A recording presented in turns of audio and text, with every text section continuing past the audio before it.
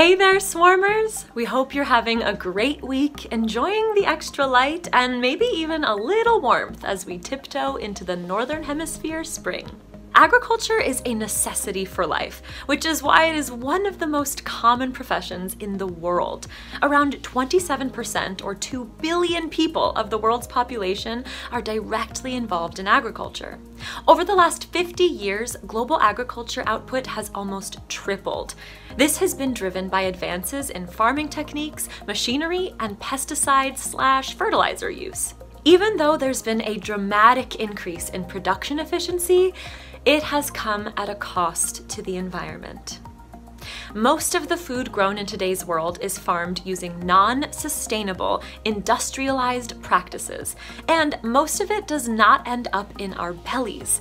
All that food production provides 3 times the calories required per person per day for every person on the planet. And yet, globally, we waste about 1.3 billion tons of edible food every single year.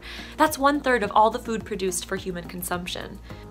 Agriculture covers 11% of the world's terrestrial surfaces, accounts for 70% of all fresh water used, consumes on average of 2,270 kilowatt hours of energy per hectare of farmland, and in 2018 alone, 200 million metric tons of fertilizers were used.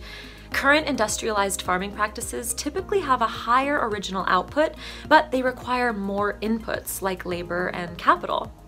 But over time, the output tends to decrease as the land loses nutrients, minerals, and stability. Conversely, labor requirements decrease with intensive agriculture, which is another selling point for this style of farming. It has been a strong and commonly held belief that the only way we could keep up to the demand of the growing human population was with industrial agriculture.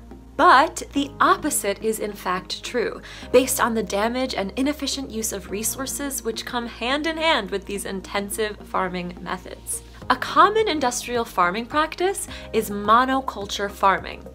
This is farming a single type of crop with minimal genetic diversity.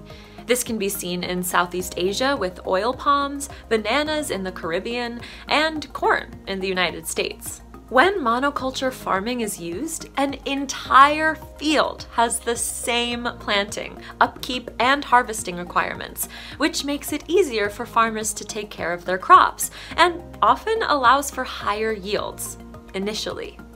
When land is cleared for farming, most of the genetic diversity and original species are completely removed, destroying the natural ecosystem of the area. But continually farming the same crop doesn't give the soil enough time to naturally regenerate minerals, nutrients, and microorganisms that plants require for growth. So there is heavy reliance on using more and more fertilizer every year. Insecticides and pesticides are also a necessity in monoculture farming to help limit diseases and pests, which is critical because a single species of pest can destroy an entire field when there is no diversity. These chemicals can not only run off into water sources, but in some cases can also be airborne. In many countries across the world, pesticide poisoning is a serious issue. In Thailand, for example, there are 40,000 to 60,000 cases of pesticide intoxication annually, and a morbidity rate of 1% of Thailand's total population. Additionally, removing the biotic factors of soil decreases soil stability and can lead to erosion of the substrate. The final issue to mention with industrial farming is the energy intensiveness. It accounts for 14 to 18% of overall greenhouse gas emissions and 36% of the annual methane emissions, just in the United States. But the most obvious problem with industrial agriculture is the land clearing required. Huge swaths of land are leveled to allow for huge fields of crops or large numbers of livestock.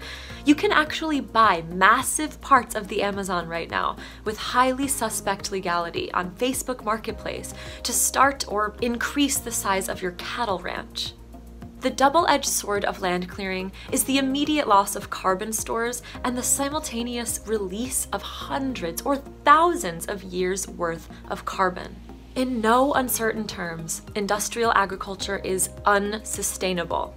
It does the opposite of the intention, which was to provide an abundance of food for the masses, because ultimately it undermines the Earth's ability to actually produce food crops.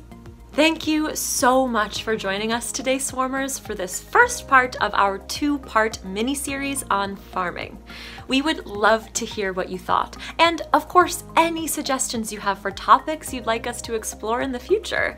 Drop a comment below and we'll be sure to get back to you. And of course, don't forget to like this video, subscribe to our channel, share, and make sure you turn notifications on so you never miss one of our videos.